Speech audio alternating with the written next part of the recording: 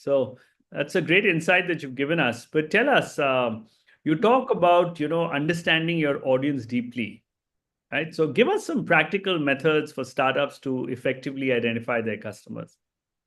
Yeah. So the startup founders, they should engage with the customers effectively, and it can be through the interviews or the surveys. Through yeah, many of them you can see now the many online surveys are running, and those should be critically analyzed.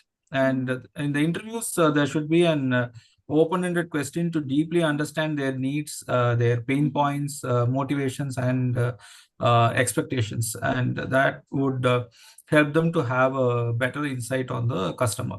So through those interviews itself, we can also get the persona developed. Okay, so we should create a detailed buyer persona based on the collected insights, and the persona represents a very ideal customer types. So who would buy these products, who's having this problem, and who would go for this solution is what the persona development does. So you can persona would say represent the ideal customer types, complete with democratic behaviors, goals, and challenges, and the preferred communication channels. Okay.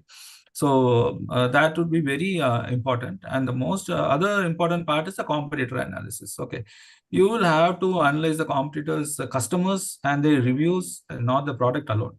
Okay, so in many of the cases, they do the product analysis, say just the product alone, and they don't go for their customers' input and their reviews as well.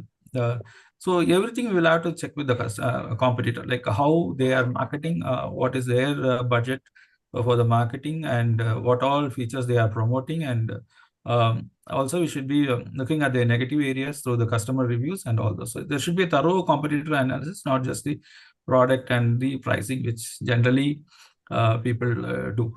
Okay. And the other is the social listening and the community engagement. You should be monitoring the conversation platforms like Reddit, LinkedIn, this X, and the other industry forums. That's very important. That would help us to understand the customer sentiments, the trending problems, and the emerging opportunities. Okay, that's very important in this area. There are many tools for this social listening nowadays, and I think it would be better if people engage in that rather.